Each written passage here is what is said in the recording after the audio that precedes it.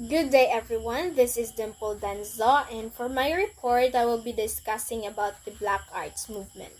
So, the Black Arts Movement was the name given to a group of politically motivated Black poets, artists, dramatists, musicians, and writers who emerged in the wake of the Black Power movement. So, ang Black Arts Movement, this was a Black nationalism movement that focused on music, literature, drama, and the usual arts made up of black artists and intellectual.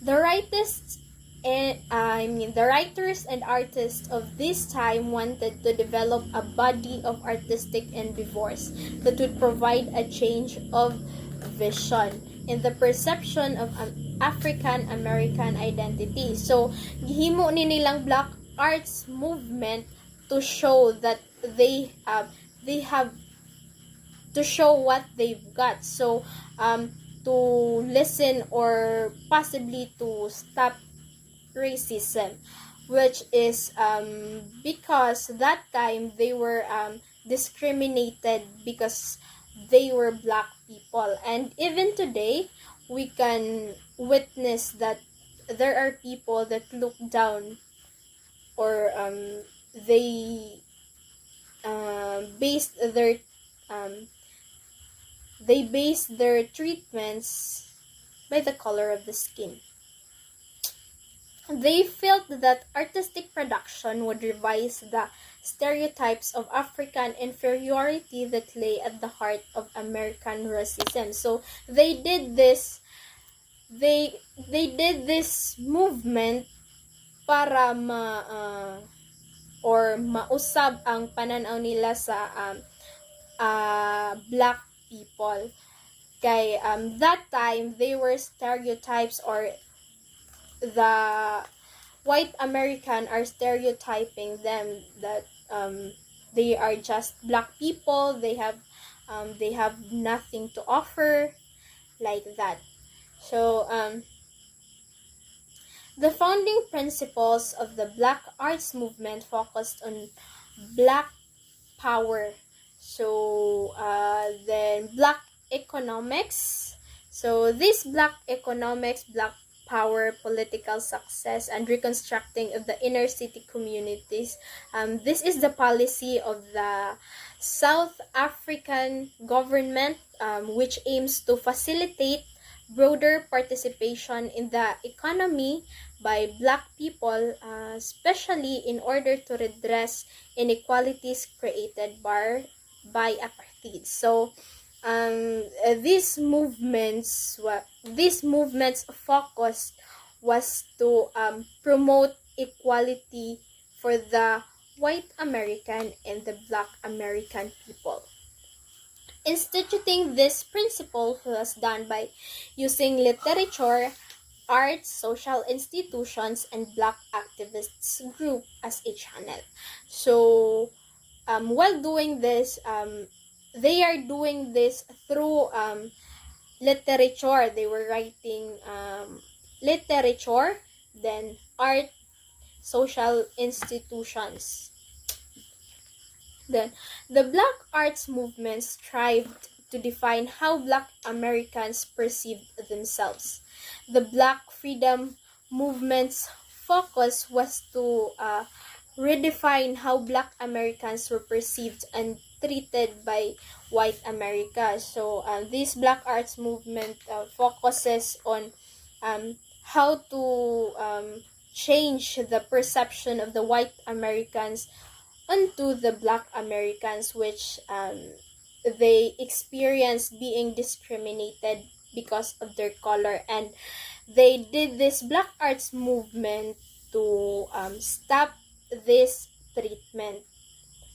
The Black Freedom Movement was considered the most significant Southern social movement of the 20th century. The Black Arts Movement had its greatest impact in many cities. Then the Black Freedom Movement impacted the Deep South.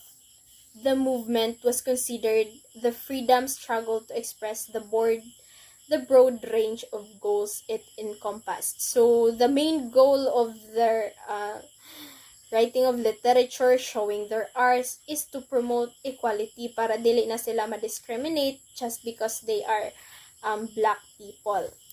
So there are some people that are kinda popular in this black arts movement. They are the ones who really pursued it. This Leroy Jones or Amiri Baraka, Larry Neal, Maulana Karinga, and Dudley Randall. They were the major players and writers of the black arts movement. Most of their work centered on literary works describing social conditions, commenting political activity, and creating community establishments for the fine arts. So, kani sila, this, sila'y gasilbi na instrument to promote or to show that black people are not just black. They also have their talents, and through showing their works. Then, although marginalized at times, there were many prominent women writers that contributed in the literary aspect of the black arts movement. So, kato sila Leroy Jones, after na ay mga girls na mga women na who also contributed in this movement, such as Sonia Sanchez, Gwendolyn Brooks, Lorraine Hansberry, and Nikki Giovanni.